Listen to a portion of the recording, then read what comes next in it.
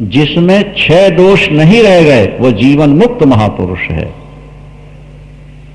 वो नर के रूप में साक्षात नारायण। और जिसमें 6 के 6 भरे पड़े हुए हैं बोले वो इंसान के रूप में हैवान है। बोलो साचे दरबार। 6 के 6 जिसमें भरे पड़े हैं और वो इंसान नहीं। लेकिन एक बात और बता दें, आपके अंदर दोष हैं पर आपके मन में ईश्वर और गुरु के प्रति अटूट श्रद्धा हो जाए तो एक दिन ऐसा समय आएगा कि सारे दोष अपने आप निकल के भाग जाएंगे। एतत् सर्वम गुरौ भक्त्या पुरुषो ह्यंजसा जयेत। दोषों का वारण करना हो, दोषों पर विजय पाना हो तो गुरु के प्रति अटूट श्रद्धा चाहिए। गुरु के प्रति अटूट श्रद्धा। अटूट मतलब कभी टूटे नहीं। गुरु के प्रतिकूल आचरण देखकर भी मन में श्रद्धा की कमी ना आने, तो अटूट श्रद्धा की। उसे गोविंद की प्राप्ति निश्चित हो जाती, ईश्वर की प्राप्ति। विंध्याचल में यह दोष तो था कि सुमेरगिर पर्वत की प्रशंसा सुन के मन में ईर्ष्या हो गई, जलन। लेकिन गुरु के प्रति निष्ठा बहुत थी विंध्याचल, गुरु के प्रति। अब देखो गुरु की निष्ठा से गोविंद कैसे मिलते हैं, सुनो ध्यान से। विंध्याचल ने सोचा सुमेर की तारीफ होती है, इतना ऊंचा देवर्षि ने सुनाया, मैं उससे ज्यादा ऊंचा होकर के दिखाऊंगा। लेटा हुआ विंध्याचल सीधा खड़ा हो गया। वो समुद्र से लेके गंगा किनारे तक लेटा हुआ है महाराज, लेकिन उस समय नारद के वचन सुनते ही वो बढ़ने लगा ऊपर। महाराज उसने रोक दिया सूर्य की गति को। अंधकार अंधकार, लोग लेटे लेटे थक गए, दिन निकले नहीं, सूर्य को रोक। लेटे लेटे थक गए महाराज और भूखे तड़फने लगे। यज्ञ बंद, पूजा बंद, पाठ बंद। अब लोग कब तक करवट बदले, कब तक लेटे रहे? बाहर अंधकार, जाए तो जाए कहां, करें तो करें क्या? उस समय तो ये विज्ञान भी नहीं था कि चलो भाई लाइट वाइट जगा के काम चला लेंगे, कार में बैठ के कहीं घूम आएंगे, ऐसा भी नहीं था। देवता घबरा गए। यदि सूर्योदय ही नहीं हुआ, यज्ञ दान पूजा पाठ सब समाप्त हो गए तो देवताओं का क्या होगा, मनुष्यों का क्या होगा, जीवन कैसे चलेगा? सूर्य तो सबकी आत्मा है। जीवन में दोष हैं पर गुरु और गोविंद में अगर पूर्ण निष्ठा हो जाए धीरे धीरे सारे दोष निकल जाते। और कहीं श्रीमती में ज्यादा निष्ठा है, पैसे में ज्यादा निष्ठा है तो दोष और बढ़ते चले जाएंगे, आप वो घटेंगे नहीं। गुरु और गोविंद में निष्ठा हो गई तो दोष निकलना शुरू हो जाएंगे। और कलयुग में ज्यादातर निष्ठा श्रीमती के प्रति होती है। अर्थ और काम, 4 पुरुषार्थ है ना भाई, धर्म अर्थ काम और मोक्ष। तो दूसरे युगों में तो धर्म और मोक्ष की प्रधानता होती है, लेकिन कलयुग में अर्थ और काम की प्रधानता होती है। तो काम की प्रधानता होगी तो स्त्री का गुलाम बनना पड़ेगा, और अर्थ की प्रधानता होगी तो समाज का गुलाम बनना पड़ेगा। क्या समझे आप? भाई समाज के सामने हाथ जोड़ना पड़ेगा आपको पैसा पाने के लिए। अर्थ और काम जहां है वहां व्यक्ति स्त्री और समाज का गुलाम बन के जीता है। इसलिए शास्त्रों ने कहा, सात संतों से पूछा गया जगत को किसने जीता? आदि शंकराचार्य के शिष्यों ने पूछा, जीतम जगत केन, जग को किसने जीता? बोले जिसने मन को जीता, जिसने अपने दोषों को जीत लिया उसने जगत को जीत लिया। संसार को किसने पार किया? बोले विश्वेश पादाम बुझ दीर्घ नौका, गुरु और ईश्वर के चरणों की नौका जिसे मिल गई वो भवसागर से पार हो गया, खड़ा हो गया वहां। ब्रह्मा के पास देवता गए, प्रार्थना की, भगवान कोई रास्ता निकालिए, किसी तरह प्रकाश हो, लोग अपना व्यापार करें, व्यवहार करें, यज्ञ दान हो। विंध्याचल को समझाने की कोशिश की गई, लेकिन वो अपने संकल्प पर अडिग खड़ा हो। ब्रह्मा जी ने कहा एक ही उपाय है, क्या? ये गुरु भक्त है। कौन? विंध्याचल। और इसके गुरु हैं महर्षि अगस्त, उनकी पत्नी लोपामुद्रा। अगस्त और लोपामुद्रा मां के परम भक्त हैं। वो रह रहे हैं काशी में। देवताओं मिल के जाओ, देवताओं मिल के जाओ, अगस्त जी से प्रार्थना करो कि प्रभु आप चेला के घर पधारो। गुरुदेव, क्योंकि निष्ठावान शिष्य जैसे ही गुरु को देखेगा ना, साष्टांग दंडवत करेगा, सबको ना कोई जुक्ति निकल आएगी। अगस्त जी ने कहा मैं तो काशी में रहना चाहता हूं, काशी मुझे बहुत प्रिय है। काशी में जो शरीर छोड़ता है उसका दोबारा जन्म नहीं होता। कीट पतंग पशु पक्षी भी अगर काशी में शरीर छोड़ें तो मुक्त हो जाते हैं। मुक्त जन्म महिजान, ज्ञान खान अगहान कर। फिर भी सब देवता मिलकर बोले गुरुदेव, काशी में रहने से एक आपका कल्याण है, लेकिन विंध्याचल के पास पहुंचने से करोड़ों देवताओं का, जीवों का कल्याण है। अब आप देख लीजिए, अपना स्वार्थ देखना है या परोपकार। हमारी प्रार्थना है कि एक बार चलिए। अगस्त जी ने अपनी पत्नी से कहा देवी का आग्रह है, चलना होगा। परोपकार के लिए अपने सुख का त्याग करना होगा। दीपक स्वयं जलता है और कमरे का अंधेरा नष्ट करता है। संत स्वयं कष्ट उठाते हैं और दूसरों को प्रकाश दिया करते हैं। संतों का जीवन परोपकार के लिए होता है। संत बिटप सरिता गिरधरणी, पर हित हेतु सबन के करणी, ये परोपकार के लिए जिया करते हैं। भगवान शंकर से प्रार्थना की, माता दुर्गा से प्रार्थना की, बाबा हम तो काशी वास करने आए थे, लेकिन देवताओं पर संकट आ गया, काशी छोड़नी पड़ रही है। बोले बाबा अपनी कृपा बनाए रखना, पराम्बा भगवती माँ अपनी छत्र छाया हमारे ऊपर बनाए रखनी। प्रार्थना करके जैसे चले और विंध्याचल ने देखा कि मेरे गुरुदेव आ रहे हैं। अब तो अकड़ के खड़े नहीं रह सकते ना। गुरु और गोविंद के सामने जो अकड़ गया वो तो कहीं का नहीं रहा, फिर मुर्दा ही हो जाता है, डेड बॉडी। झुकता वही है जिसमें जान है, अकड़ खास मुर्दे की पहचान है। गुरु के सामने नहीं अकड़ना, गोविंद के सामने नहीं अकड़ना। विंध्याचल वैसे तो अडिग था अपने सिद्धांत पर, लेकिन जब देखा गुरुदेव आ रहे हैं, एकदम साष्टांग प्रणाम। साष्टांग समझते हो ना? और जब साष्टांग प्रणाम किया तो अगस्त जी ने सिर पर पैर रखा और बोले बेटा मैं दक्षिण में जा रहा हूं, जब तक मैं लौट कर ना आऊं और ये ना कहूं कि उठो बेटा, तब तक तुम पड़े रहो। बस यही हम कह रहे हैं। बोले गुरुदेव जो आज्ञा, जब तक आप नहीं कहेंगे उठो तब तक विंध्याचल पड़ा रहेगा। महाराज उसी समय अगस्त जी ने पैर रखा और दक्षिण की ओर चले गए। पराम्बा भगवती को, विंध्यवासिनी जो विंध्यवासिनी भगवती पराम्बा सांचा दरबार, उनके सिर पर मंदिर बना दिया, भगवती की स्थापना कर दी। भगवती तुम्हारी रक्षक बनेगी क्योंकि तुम्हारे मन में गुरु के प्रति निष्ठा। और भगवान राम जब वनवासी हुए तो भगवान राम हिमालय की ओर नहीं गए, भगवान राम विंध्याचल की एक श्रृंखला चित्रकूट वहां जाकर वास करते हैं। ये सोच करके कि जो इतना बड़ा गुरुभक्त है कि प्रणाम किया तो अभी तक उठा ही नहीं, ऐसे गुरु को तो गोविंद का साक्षात्कार होना ही चाहिए, उसको तो फल मिलना ही चाहिए। यहाँ भगवती दुर्गा उसके सिर पर विराजमान हो गई विंध्यवासिनी। वहां भगवान राम ने भी अपने चरणों से विंध्याचल को पवित्र किया।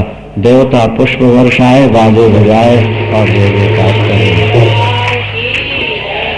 कहने का अभिप्राय यह है कि यदि गुरु भक्ति आपके जीवन में जागृत हो जाए तो गोविंद से मिलने का रास्ता अपने आप खुलता चला जाता है।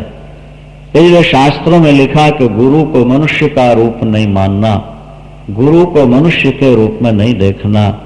भावना, पत्नी पति को मनुष्य के रूप में न देखे, परमात्मा के रूप में देखे। शिष्य गुरु को गोविंद के रूप में देखे, पुत्र माता पिता को परमात्मा के रूप में देखें। ये वेद की आज्ञा है, ये वेद का आदेश है। हम अगर उसका पालन कर लें तो हमारा जीवन धन्य धन्य हो जाएगा। प्रातःकाल भी हमने आपसे कहा कि व्यवहार तो करना ही पड़ता है। अगर व्यवहार के साथ भावना जुड़ जाए तो हमारा दैनंदिन कर्म भी भगवान की पूजा में शामिल हो सकता है। एक उदाहरण देकर आगे की दूसरी कथा करते हैं, ध्यान से सुनिए। गोपांगना प्रातःकाल उठ के झाड़ू लगा रही है, जल का सिंचन करती है, पोछा लगा रही है। सोचती क्या है, प्राण प्यारे आ रहे होंगे, उनके पैर में कोई कंकड़ न चुभ जाए, इसलिए झाड़ू लगा रही हूं। उनके पैर में धूल और गोबर न लगे, इसलिए पोछा लगा रहे हैं।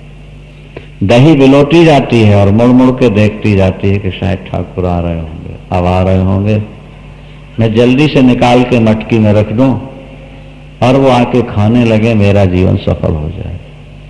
क्रिया वही है, लेकिन भावना बदल गई।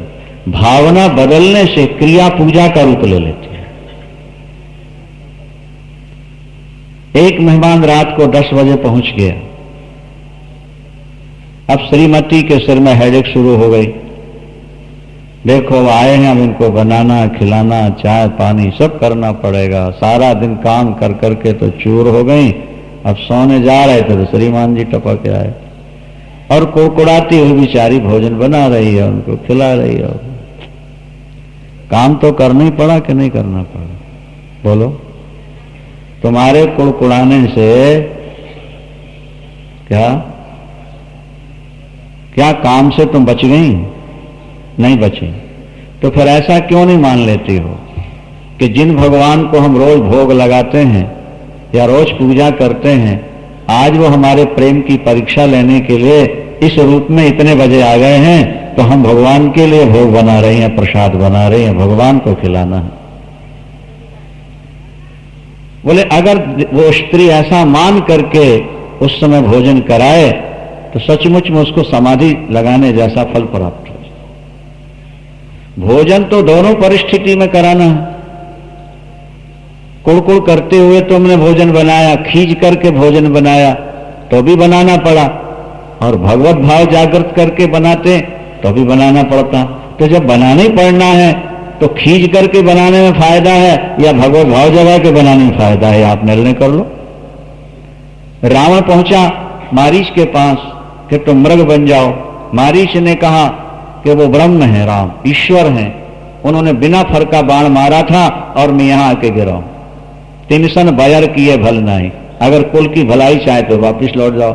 तो तलवार, रावण ने म्यान से तलवार निकाली, चंद्रहा, और बोले मामा जी जरा दोबारा बोलिए क्या कह रहे थे आप? तो मामा जी समझ गए। अब दोबारा मेरे मुख से निकला और इसकी तलवार चले।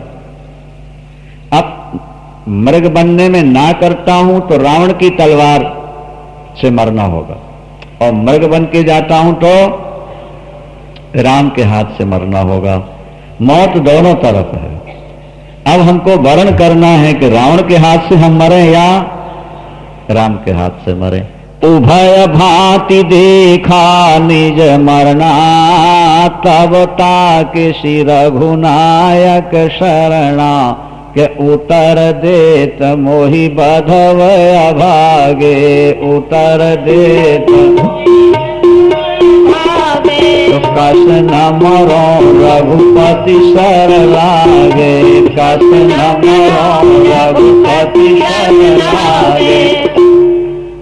यदि ना करता हूं तो रावण के हाथ मरूंगा, हाँ करता हूं तो राम के हाथ मरूंगा। अब जब मर नहीं है तो अभागी रावण के हाथ से क्यों मरूं, परमात्मा राम के हाथ से क्यों न मरूं?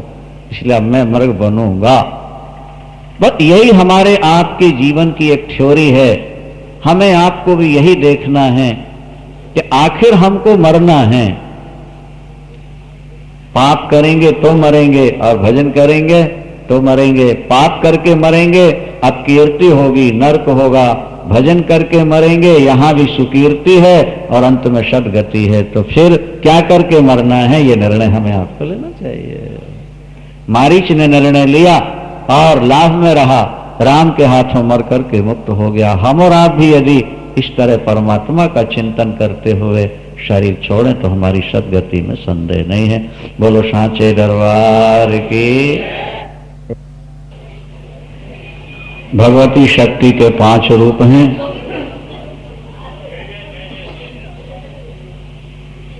दुर्गा, लक्ष्मी, सरस्वती, सावित्री और राधा। राधा तत्व परमात्मा की आह्लादनी शक्ति है। संधनी, संवित और आह्लादनी 3 प्रकार की विशिष्ट शक्तियां परमात्मा में हैं।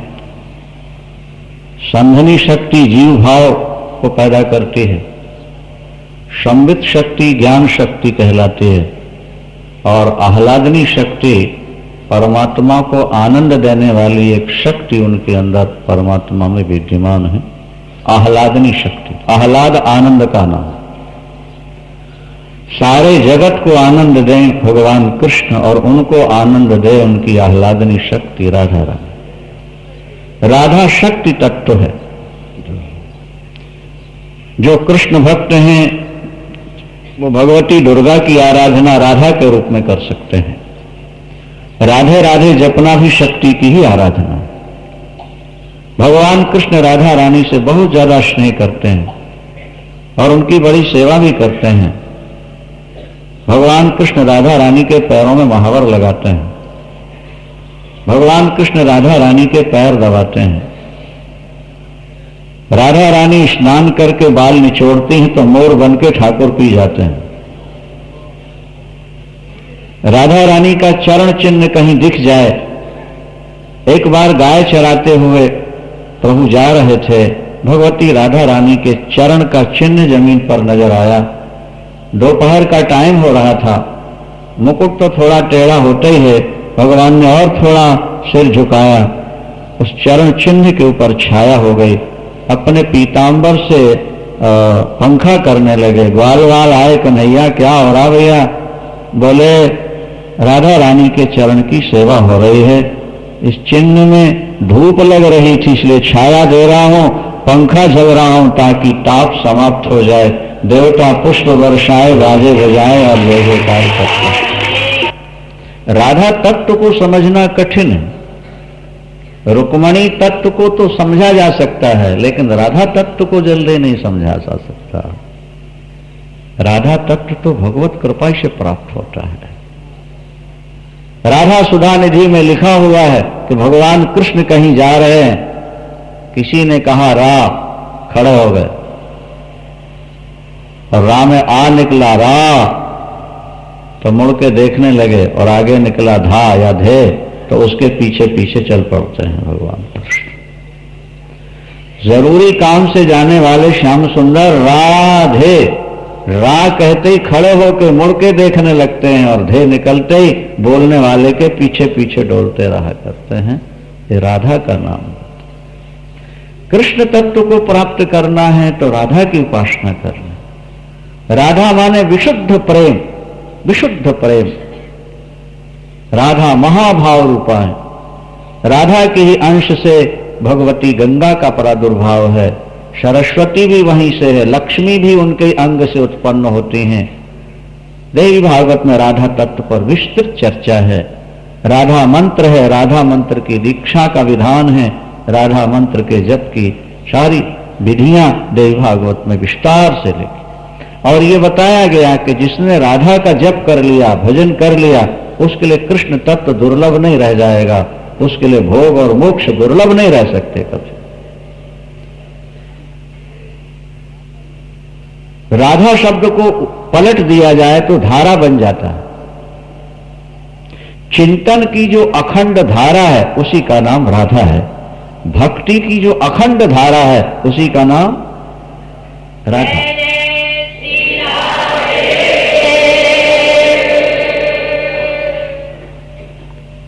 और राधे बरसाने वाली है।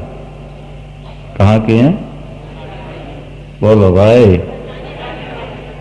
राधा जी क्या कहलाती हैं? बरसाने वाली। तो कितना सोच समझ के नाम रखा है, बरसाने वाली राधा। हाँ, बरसाना एक गांव का नाम है, लेकिन दूसरा अर्थ यह है कि जो आनंद को बरसाती हैं, जो भक्ति को निरंतर ऊपर से बरसाया करती हैं, सुख और शांति की जो वर्षा करती हैं, वे बरसाने वाली राधा रानी कहलाया करते हैं।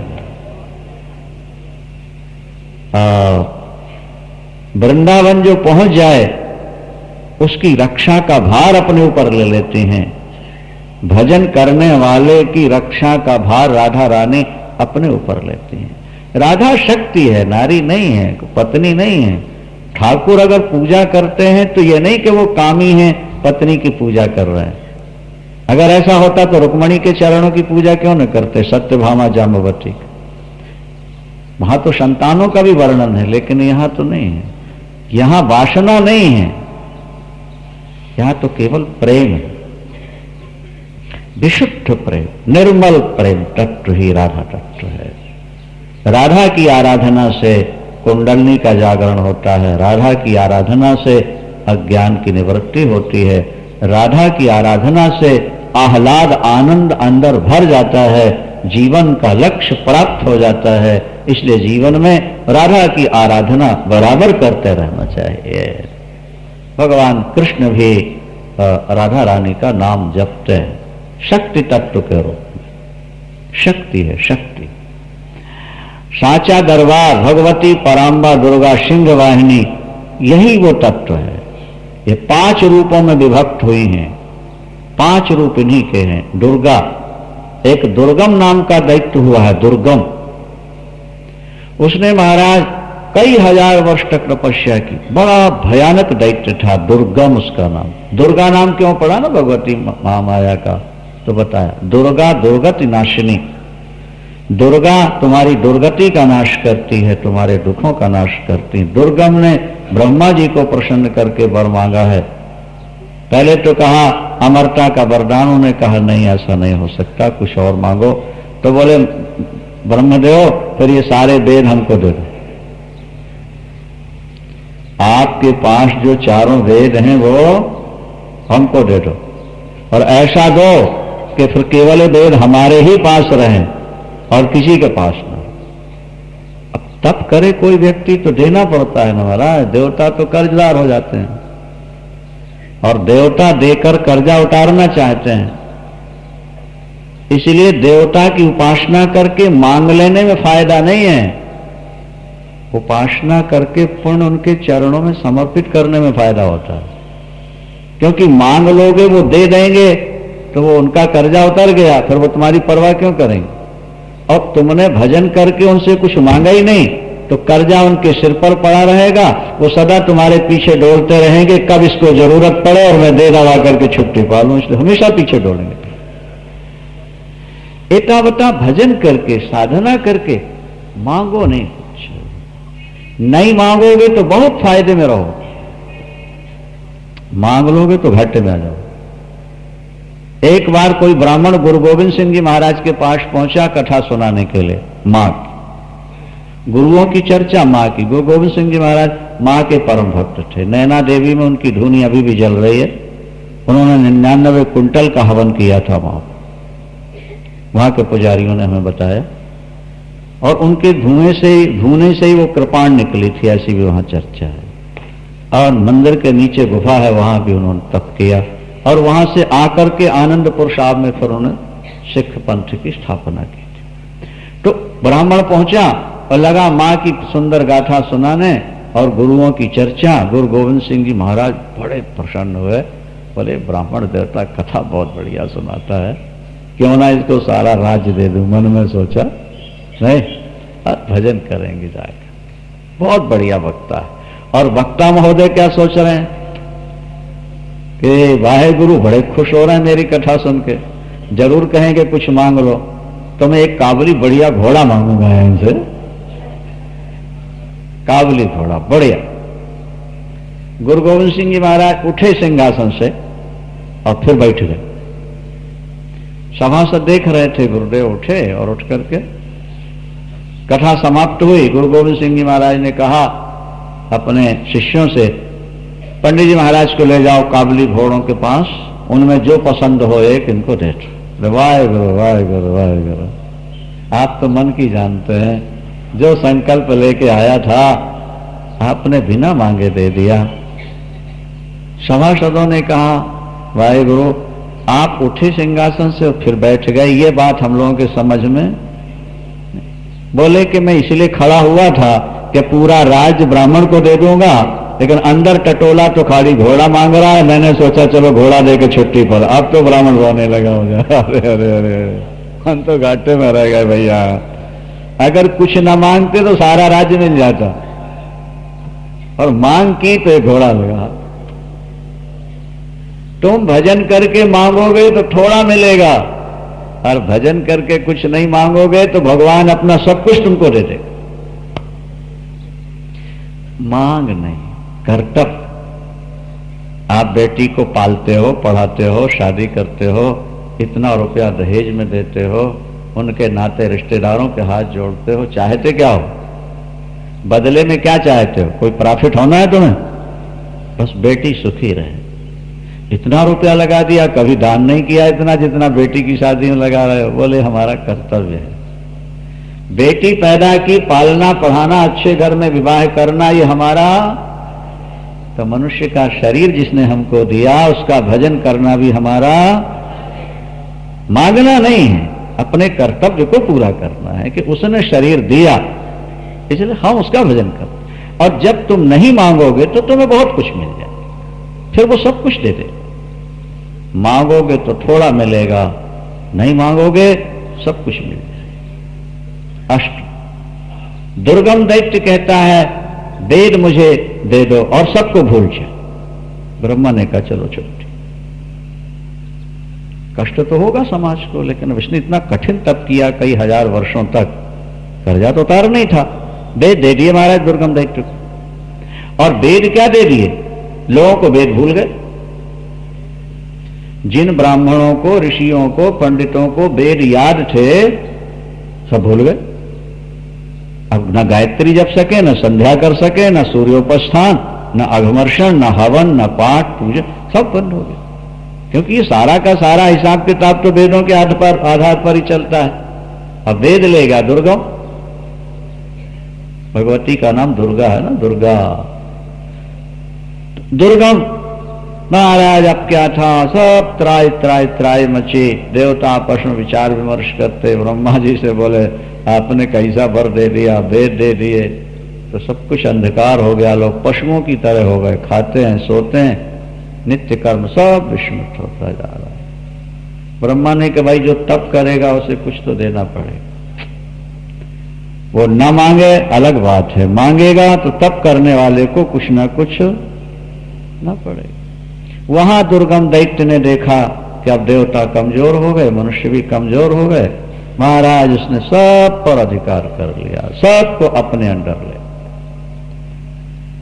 त्रैलोक पर शासन करता है महाराज, त्रैलोक पर शासन करता है। देवता जब बहुत ज्यादा दुखी हुए, ब्रह्मा जी से प्रार्थना की, तो ब्रह्मा जी ने कहा मां की शरण मुझे। जब देवताओं का काम नहीं बनता ना तो फिर मां याद आती है उनको। बुद्धि रूपा तो यही है, या देवी सर्वभूतेषु बुद्धि रूपेण संस्थिता नमस्तस्यै नमस्तस्यै नमस्तस्यै नमो नमारे। हिंदुओं कम से कम यही याद कर लो तुम, तुम्हारा कल्याण हो जाए। कुछ तो याद करो। उर्दू, अंग्रेजी, मलेच्छ भाषाएं पढ़ पढ़ कर जिंदगी खराब कर रहे। रोटी तो तुम्हें बढ़िया मिल जाएगी उस भाषा में, लेकिन संस्कृत स्तुति करो मां की, और फिर देखो मां की कृपा कैसे हो। ये तो देव भाषा है, बोलने में भी पुण्य होता है, बोलने में भी पुण्य। और वो तो ABCD है ना, ऐब की सीढ़ी है। बोलो सांचे दरबार की। ABCD है ना, ऐब की सीढ़ी है। तो पाप करने की सीढ़ियां हैं, चलते जाओ उसमें को आराम से। वो तो भौतिकवाद है, भौतिकवाद। वहां अध्यात्म नहीं है। वहां ना सती नारी है ना ब्रह्मचर्य, उनकी डिक्शनरी में नहीं है सती और ब्रह्मचर्य। राक्षसों के पास सती का क्या महत्व है? अभी एक सज्जन सुना रहे थे, कहीं कथा में मिले, बोले महाराज हम अमेरिका गए तो वहां की स्त्रियों ने हमारी पत्नी से पूछा कि शादी हुए कितने वर्ष हो गए, तो पत्नी ने कहा 50। तो वो पूछती हैं कि पति कितने हुए? शादी हुए तो 50 वर्ष हो गए, पति कितने हुए? तो उसने कहा 1। तो बोले मुंह फाड़ के रहेंगे, हाँ 1। 50 वर्ष में 1। बोले आश्चर्य आश्चर्य, 50 वर्ष में 1 पति 1। और सुना रहे, ये वहां की संस्कृति है। वहां तो 10-20 ना हो तो फिर जीवन ही क्या है, 50 साल। और अभी आप सुनोगे यहां यमराज ने सावित्री को जो उपदेश दिया उसमें बताया है कि जो स्त्री सारे जीवन में 4 पतियों से नाता जोड़ ले, 5 से 4 से, वो वेश्या है। अब 5 से जुड़ जाए सारी जिंदगी में उसके नाते तो महावेश्या है। और ऐसी स्त्री का जो संग करे वो भी नरक में जाए, जो उसका खाए वो भी नरक में जाए। और वो तो जाएगी न मालूम कितने वर्षों के लिए नरक। भारतीय संस्कृति तो सती और ब्रह्मचर्य इसका प्रतीक है महाराज। अब हम लोग भूलते जा रहे हैं। महामाया भगवती की आराधना करो सज्जनों, जीवन पलटेगा। जैसा करो संग वैसा चढ़े। अरे आज संग बिगड़ गया इसलिए स्वभाव बदल गया। जैसा संग होता है वैसे ही स्वभाव बदलता है। एक कुम्हार का बेटा घड़ा बना रहा था, वो हुक्का बना रहा था। बाबा हुक्का, हुक्का जानते नहीं? जाट लोग तो ज्यादा पीते हैं हुक्का, मिट्टी का ऊपर। तो चाक घुमा के मिट्टी रख के हुक्का बना रहा। पिता आया, बेटा क्या बना रहे हो? बोले पिताजी हुक्का बना। अरे बोले अब तो सर्दी गई, सर्दी में ज्यादा जरूरत पड़ती है, अब तो ये मार्च चल रहा है, आगे गर्मी आ रही, बेटा सुराही बना। सुराही, उसी मिट्टी की उसने सुराही बना, टकाया, ठंडा पानी भरा। सुराही ने कुम्हार से पूछा कि तुमने हुक्का बनाते बनाते सुराही क्यों बना दी? बोले पिताजी के कहने से विचार बदल गया। पिताजी के कहने से विचार, इसलिए हुक्के की जगह सुराही बना दी। तो सुराही ने क्या जवाब दिया? बोले तुम्हारा विचार बदल गया तो हमारा स्वभाव बदल गया। तुम्हारा विचार बदला, हमारा। हुक्का बनाते तो हम भी जलते नहीं, और जो फूंक लगाता वो भी जलता, हम भी जलते उसको भी जलाते। और तुम्हारा विचार बदला, हम सुराही बन गए तो हम भी ठंडे हैं, और जो हमारे पास आए उसको भी ठंडक प्राप्त हो जाती है। क्या समझे भाई? विचारों के बदलते ही स्वभाव में परिवर्तन आ जाता है। और जैसा संग मिलता है वैसे विचार बनते हैं, जैसे विचार बनते हैं वैसे स्वभाव बनता है। इसलिए संग अच्छा करो, गंदे लोगों का संग नहीं करना, गंदे लोगों का संग। भारतीय नारी का सबसे बड़ा वैशिष्ट्य है वो पातिव्रत, अपने पति को पति मानना, बाकी पुरुषों को मां, बहन, भाई, पिता, पुत्र की दृष्टि से देखते हैं। पर पुरुषों के बीच में अकेले नहीं जाना, शराबियों कबाबियों के बीच में नहीं बैठना, भारतीय नारी का पुराना सिद्धांत अब छूटता जा रहा है, छूटता जा रहा है महाराज। यहां तुलसी की महिमा है, तुलसी की महिमा बड़े विस्तार से। यह गोपी थी गोलोक धाम में, राधा जी ने श्राप दिया था इसको तुलसी बनने, वृंदावन में नारी वृंदावनी। और सुदामा गोप को श्राप मिला था, वो शंखचूड़ बनता है दैत्य। वृंदा ने कठिन तप किया और ब्रह्मदेव ने आशीर्वाद दिया। ब्रह्मदेव ने आशीर्वाद दिया और कहा कि तुम शंखचूड़ के साथ विवाह करो। शंखचूड़ भी तप कर रहा था, उसे भी संकेत मिला कि पुष्कर में जाओ और तुलसी वृंदा को स्वीकार करो। वृंदा का विवाह शंखचूड़ के साथ हो गया। यहां कथा आती है विस्तार से। वृंदा शंखचूड़ को पाकर के कृतकृत्यता का अनुभव करती है। वृंदा महान पतिव्रता है। वृंदा महान पतिव्रता। ध्यान से सुनेंगे बात को। नारियां तो पातिव्रत का पालन करती हैं परमात्मा को पाने के लिए, हमें परमात्मा मिल जाए। और वृंदा का यह चमत्कार कि वो भगवान को भी श्राप देती है कि तुम पत्थर हो जाओ। अभी सुनिए, उसने अपने पति के सामने भगवान को भी ठुकरा दिया, भगवान को भी नगण्य समझ लिया। कैसे, वो अभी आपको सुना रहा। कितना ऊंचा पातिव्रत है वृंदा। सारी जिंदगी में मन किसी पुरुष को देख करके विकारवान न हो, इससे बड़ा और तप हो ही नहीं सकता दुनिया में। तुम 1000 माला फेर लो, कुछ नहीं बनता। पुरुष चरित्रवान हो जाए, अपनी पत्नी को ही पत्नी के रूप में देखे, बाकी माँ बहन बेटियां दिखती रहें, मन में विकार न हो। बोले हिमालय में बैठ के योगी को जो फल मिलेगा ध्यान में, तो तुमको घर में रहते मिल सकता। घर के योगी हो तुम, अगर तुम्हारे मन में पर नारी नहीं आई तो, पर पुरुष नहीं आया, स्त्री पतिव्रत। वृंदा को वरदान मिला था। क्या वरदान मिला है मालूम? जब तक तेरा पातिव्रत नष्ट नहीं होगा, दुनिया की कोई ताकत तेरे पति को मार नहीं सके। दुनिया की कोई शक्ति तेरे पति को नहीं मारती।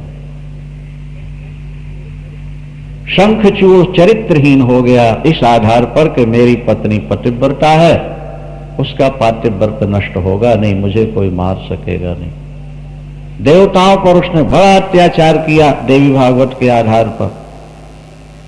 कल्प भेद में जालंधर उसका नाम है, यहां शंखचूड़ उसका नाम है देवी भागवत में। महाराज देवताओं पर उसने विजय प्राप्त कर लिया। देवताओं ने युद्ध किया, पराजित। भगवान विष्णु आए युद्ध करने के लिए, वो भी थक कर वापिस लौट गए। भगवान शंकर लड़े, भयानक युद्ध, वो भी थक गए। लेकिन शंखचूड़ नहीं मरता। क्यों नहीं मरता? क्या हेतु है बोलो? उसकी पत्नी पतिव्रता। वृंदा अपने पति को छोड़कर किसी को पुरुष रूप में मानते ही नहीं। रामायण में भी तो लिखा तुलसीदास जी ने, ओ तम के आस बस मन माही, ओ तम के आस सपने हुआन पुरुष जग नाही, सपने ओ तम के आस बस मन माही, ओ तम के सपने हुआन पुरुष जग नाही, सपने उच्च कोटि की पतिव्रता की दृष्टि में संसार में अपने पति को छोड़कर दूसरा कोई पुरुष है ही नहीं, सब स्त्रियां। पुरुष के वेश में दिखने वाले सब स्त्रियां हैं। अरुंधति ने महाराज वर मांगा था कि जो मुझे गलत दृष्टि से देखे वो अंधा हो जाए।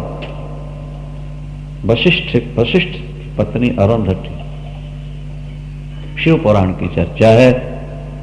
उन्होंने वर मांगा कि जो मुझको गलत दृष्टि से देखे वो अंधा हो जाए। और पहले घोषणा हो जाती थी, महासती अरुंधति आ रही हैं, उनको कोई गलत दृष्टि से नहीं देखेगा, उनको वरदान प्राप्त है, जो गलत दृष्टि से देखेगा वो अंधा हो।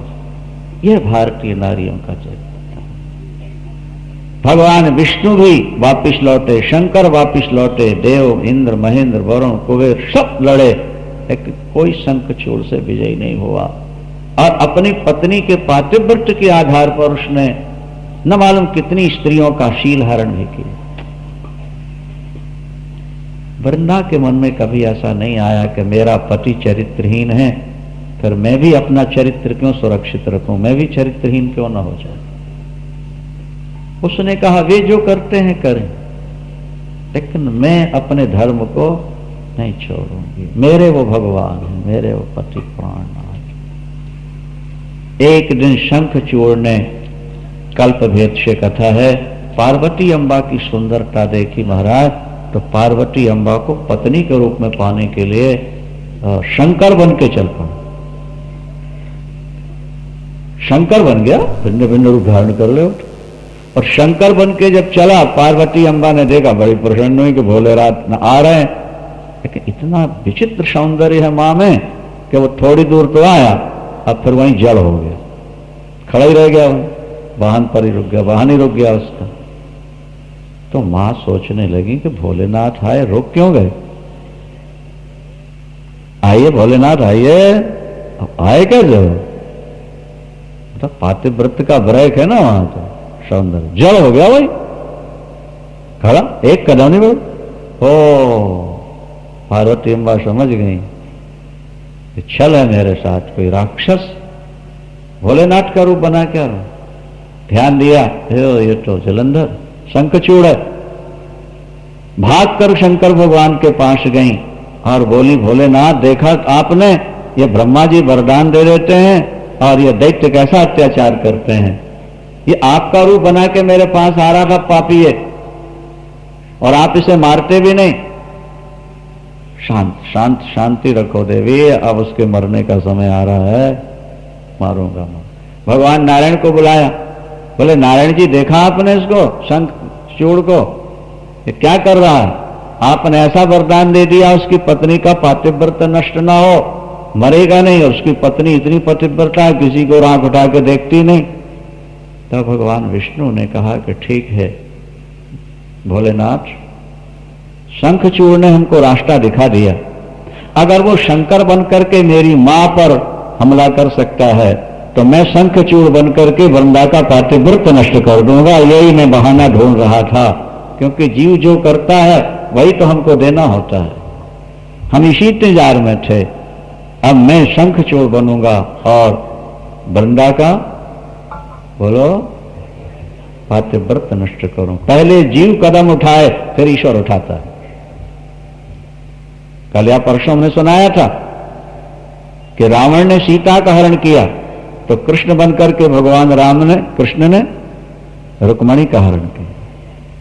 पहले जीव की क्रिया है, फिर ईश्वर की ओर से उसकी प्रतिक्रिया होती है। हम जो कर्म करते हैं उसी का फल हमको लौट करके मिलता है। तुलसी यातन खेत है, मन बच कर्म किसान, पाप पुण्य दो बीज हैं, बवे सुलोने निरा।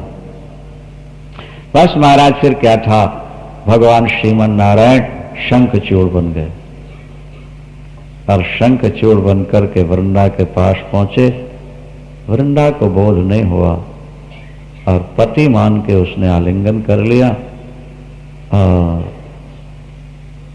बाद में जैसे उसका धर्म नष्ट हुआ, भगवान शंकर ने चला दिया अपना त्रिशूल शंखचूड़ के ऊपर, शंखचूड़ समाप्त हो गया। वृंदा ने कहा मेरे पति के रूप में आने वाले तुम कौन हो बताओ? भगवान विष्णु अपने रूप में प्रकट हो गए। देवी तुम्हारे पति ने इतना अत्याचार किया, देवताओं को सताया, पार्वती अम्बा की ओर दृष्टि डाली, इसीलिए छल करके मैंने ये सब कुछ किया। मैं तुम्हारा पति बन गया।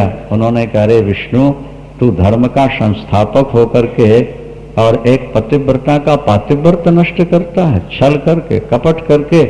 जा मैं तुझे श्राप देती हूं, तू पत्थर हो जाए।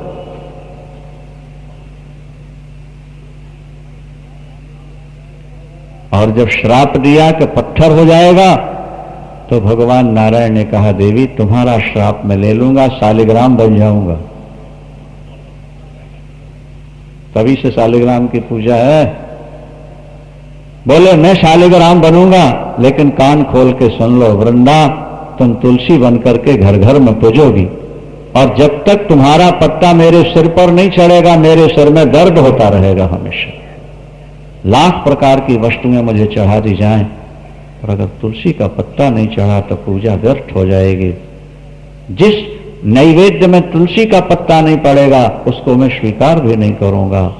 और तुम्हारे पति की हड्डियों का शंख बनेगा, शंख चूड़ है ना, तुम्हारे पति की हड्डियों का शंख बनेगा। मेरी पूजा में तुलसी और शंख अनिवार्य होगा, और जहां तुलसी और शंख और शालिग्राम होंगे, वहां त्रिवेणी आ जाएगी, गंगा यमुना सरस्वती। उस घर से लक्ष्मी बाहर नहीं जाएगी, तुम घर घर में पूछते रहो।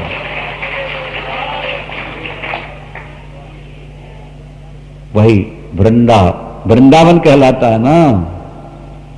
वृंदावन माने तुलसी वन, और ठाकुर सदा वहां रहते हैं। शास्त्रों में लिखा है कि जो व्यक्ति शालिग्राम से तुलसी हटाए, उसको ब्रह्म हत्या का पाप लगता है। शालिग्राम को नहलाओ, और नहला करके जितने जल्दी हो सके तुलसी चढ़ा दो। बिना तुलसी के शालिग्राम नहीं रहेंगे महाराज, नहीं रहेंगे। और शंख भी मंदिर में होना अनिवार्य है, आपके पूजन में होना अनिवार्य है। तुलसी, शंख और शालिग्राम, ये तीन त्रिवेणी है। त्रिवेणी शैवों के लिए रुद्राक्ष, भस्म और शंकर, और वैष्णवों के लिए तुलसी, शंख और शालिग्राम। ये त्रिवेणी है। सदा लक्ष्मी निवास करेगी, बुद्धि में बढ़ेगी। राज्याभिषेक में भगवान कृष्ण दिखाने लगे सामान, महाभारत में कथा आती है। लाखों प्रकार, हजारों प्रकार की चीजें राजसूय यज्ञ के लिए लिखाई भगवान ने, लेकिन अंत में बोले, अरे तुलसी तो भूल ही गया, तुलसी लिखो तुलसी, क्योंकि तुलसी ना आई तो सब बेकार हो जाएगा मेरे लिए। सब कुछ लिखने के बाद, सब कुछ लाने के बाद तुलसी नहीं तो सब बेकार। इसलिए शालिग्राम की पूजा अगर आपके यहाँ है तो तुलसी को महत्व दो। हिंदुओं, तुम तो मनी प्लांट को महत्व देने लगे ना। अभी हरे रामा हरे कृष्णा वालों की एक कहानी सुनाए आपको, अमेरिका की। एक अंग्रेज जो हरे कृष्णा में शामिल हुआ, मोटी चोटी, जनेऊ, चंदन, वृंदावन आके देखो। अभी इसी 10 से 16 तक वहां कथा है अपने आश्रम में। महाराज जी के आश्रम में भी कार्यक्रम चलते हैं, होली का पर्व है। देखो अंग्रेजों को कितनी मोटी छुट्टियां रखते हैं, कैसे जनेऊ पहने हैं, कैसे चंदन। जिनको अधिकार नहीं वो स्वीकार कर रहे हैं, और जिनको अधिकार प्राप्त है वो एक दुख की बात। अमेरिका में एक हिंदू किसी अंग्रेज के यहां गया जो हरे कृष्णा में शामिल हुआ। देखा उसके यहां तुलसी के बड़े सुंदर सुंदर गमले, महाराज सुंदर सुंदर गमले, उसमें तुलसी, कपड़ा लपेटा हुआ, कपड़ा पहना, आरती की है, अगरबत्ती दिखाई है, साष्टांग प्रणाम किया। अब हिंदू महाशय को बड़ी शर्म लगी कि देखो ये अमेरिका में ये अंग्रेज हरे कृष्णा में शामिल होकर तुलसी इतने रखे, पूजा कर रहा, और हमारे घर में मनी प्लांट है, तुलसी नहीं है। कहने लगा, मिस्टर एक गमला हमको भी दे दो। और उन्होंने कहा, बड़ी अच्छी बात है, आप ले जाएं, लेकिन आप कैसे ले जाएंगे? बोले डिग्गी में रख के ले जाऊंगा। भारतीय हिंदू ने कहा, तुलसी का गमला कार की डिग्गी में रख के ले जाऊंगा। उन्होंने कहा, आप चलिए चलिए, कल हम भेज देंगे, आप चलिए, हम मां को स्वयं भेजने आएंगे आपके यहाँ। आप साफ साफ तो कुछ कहा नहीं, बुरा ना लग जाए, घर में आए हो। ले गए, चले गए। दूसरे दिन वो हरे कृष्णा वाले 3, 4, 5 एकत्र हुए। एक ने मृदंग लिया और मंजीरे लिए, एक ने लोटे में जल लिया, एक ने कांधे पर तुलसी जी रखी गमला, पानी का छींटा देते जा रहे हैं, कीर्तन करते जा रहे हैं, मंजीरे बजते जा रहे हैं और तुलसा को लेकर नंगे पैर, जूते भी नहीं पहने। और जब हिंदू महोदय के पास पहुंचे जाकर और तब उन्होंने कह दिया, बोले डिग्गी में लाने की चीज नहीं है, ये तो ठाकुर की प्राण प्रिया वल्लभा है, इस ढंग से लाया जाता है, इसलिए हमने कल आपको मना कर दिया था। हिंदू का सिर झुका, हिंदू का सिर झुक गया। यहां देवी भागवत में लिखा है कि चमड़ा हाथ से छूने के बाद बिना हाथ धोए अगर तुमने किसी भी वस्तु को छू लिया तो मरने के बाद चमड़े के कुंड में जहां सड़ांध होगी, बदबू होगी, उसी में डुबा दिया जाएगा और हजारों हजार वर्षों तक चर्म कुंड में पड़े रह करके सड़ते रहोगे तुम, अगर चमड़े को हाथ लगाने के बाद तुमने हाथ धोए बिना पूजा की किसी वस्तु को छू ली। और आज बाबू देखो हिंदू वो कमर में चमड़े का पट्टा बांध करके बार बार सरकाता रहता है यूं करके, और फिर आरती लेके आरती भी करता रहता है और अपने को हिंदू भी कहता है। आज गो हत्या कितनी बेरहमी से हो रही है। अभी एक जैन डॉक्टर जैन ने लिखी है पुस्तक, हमारे पास है, महाराज आप सुनो तो आंसू निकल आते। गायों को कैसे मारा जा रहा है, 4 दिन तक पहले घास नहीं देते, पानी नहीं देते, छटपटा जाती हैं, पेट साफ हो जाए, वाह वाह वाह करते, फिर गर्म पानी केमिकल से डाल के गायों पर छोड़ा जाता, सारे रोम उसके झड़ाए जा, जिंदा गाय के रोम, गर्म पानी उबलता, फिर मशीनों में डंडे लगे हैं, वो पीटते हैं गाय को और गाय छटपटा रही है, वो गोपाल की गाय, तुम गोपाल के भक्त हो और गाय की ये दुर्दशा तुम्हारे देश में। अब फिर मशीन में पीछे के पैर पकड़ के उठा देती हैं जिंदा गाय को, और तब वो गर्दन की नस काट दी जाती, नीचे बाल्टी रखी है, खून निकल रहा है, गाय छटपटा रही, उल्टा लटकी हुई मुर्गी की तरह, आधा खून निकलता है, उसके बाद उसकी चमड़ी नोचते हैं, गर्दन काटते हैं, उससे कुरुम के जूते और ये देवियों के पर्श बनते हैं जो आज लिए घूम रही हैं। कितनी बेरहमी से तुम्हारी गौ माता को काटा जा रहा है और आज तुम उनके जूते पहनते हो, उनके पर्श लेके घूमते हो और फिर बिना हाथ धोए तुम पूजा के थाली छूते हो, पूजा के पदार्थ छूते हो। देवी भागवत में लिखा उसको चर्म कुंड में सड़ना पड़ेगा हजारों हजारों वर्ष। इसलिए या तो चमड़े का प्रयोग ही छोड़ दो। हमको 40 वर्ष हो गया जब से हमने सुना चमड़े का कोई जूता नहीं पहना और कोई चीज चमड़े की आया उसको स्पर्श नहीं कर। जब तक देश में गो हत्या होती रहेगी चमड़े के जूते नहीं पहनेंगे। ये बहुत पहले संकल्प लिया, चमड़े में हाथ लगा करके अब फिर हाथ धो, साफ सुथरे बनो, वैष्णव जिंदगी बिताओ, तुलसी घर में लगाओ, शालिग्राम घर में रखो और शंख फूंका करो। क्या शंख शब्द का अर्थ है नहीं समझते आप लोग। खा कहते हैं आकाश को और शंख कहते हैं शांति को। जिसकी ध्वनि से तुम्हारे आसपास का आकाश शांतिमय बन जाए उसका नाम शंख। खा आकाश को कहते हैं, महाराज विद्वान बैठे हैं। और शम माने शांति। वहां भूत प्रेत पिशाच नहीं रह सकते जहां शंखत ध्वनि होती है। उस व्यक्ति को जल्दी हार्ट अटैक नहीं हो सकता। जो अरे भाई ब्लड का रुक जाना ही तो हार्ट अटैक है नहीं। नसों में ब्लड का रुक जाना ये हार्ट अटैक है। जब तुम जोर लगा करके शंख को फूंकोगे तो जो ब्लड रुका हुआ है नाड़ियों में वो निकल जाए। प्राणायाम तुम भूल गए। प्राणायाम परम बलम, सबसे बड़ा बल है प्राणायाम। प्राणायाम करना सीखो, प्राणायाम करना सीखो, तुम्हारे प्राणों की रक्षा भी होगी और तुमको मन केंद्रित करने के लिए साधन मिलेगा। कुंभक प्राणायाम क्या है, बाह्य कुंभक क्या है, रेचक पूरक क्या, भगवती ने सारा उपदेश तो दिया देवी भागवत का। देवी भागवत तो अनुपम ग्रंथ है, अनुपम ग्रंथ है महाराज, भागवत और देवी भागवत मौज। तो इस तरह से शंख, तुलसी और शालिग्राम, दुर्गम दैत्य ने चारों वेद ले लिए थे। प्रसंग वहां से चला, वहीं पहुंचे। बोलो सांचे दरबार की। वेद लुप्त हो चुके थे, चारों तरफ अत्याचार अत्याचार फैला हुआ था। दुर्गम दैत्य सब देव मिल करके भगवती दुर्गा की आराधना की, महामाया की, आदि शक्ति का स्मरण किया। हे मां, जब जब हम पर संकट आया है, हमने आपको पुकारा है, आपने दर्शन देकर हमारा दुख दूर किया। मां, हम आपके नादान बच्चे हैं, नालायक बच्चे हैं। कुपुत्रो जाए तो क्वचिदपि कुमाता न भवति।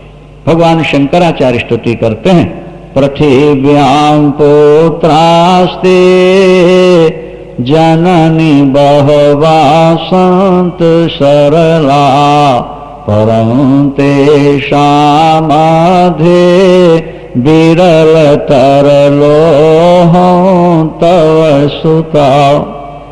इस पृथ्वी में मां आपके अनेक पुत्र हैं, लेकिन सभी पुत्रों में मैं गया बीता नालायक पुत्र हूं आपका।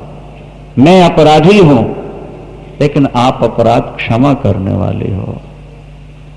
बच्चे से 1000 अपराध हो जाएं, पिता के पैर छू तो ले, मां के सामने रो तो पड़े पैर पकड़ के। पत्थर मां भी पिघल जाती है, अपना सर्वस्व निछावर करने के लिए तैयार हो जाती है।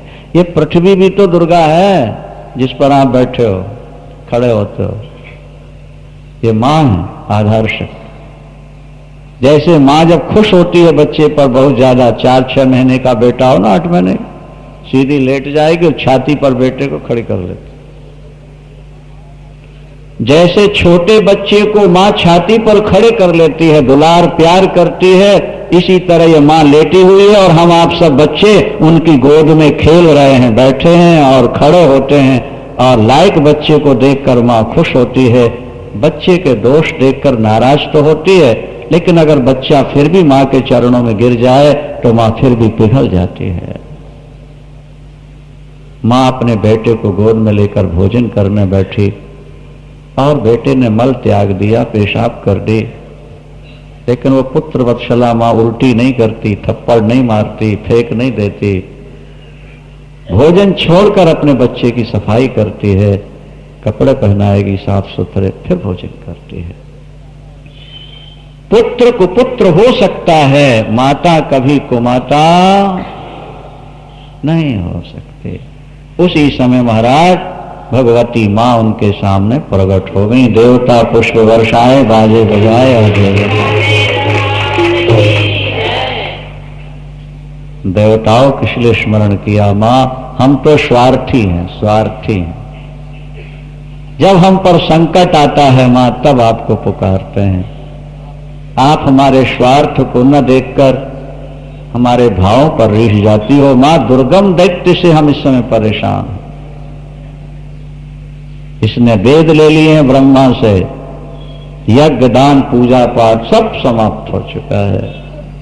इसे मारकर मां वेद वापिस कराओ, ताकि संसार में यज्ञ दान पूजा पाठ फिर होने लगे।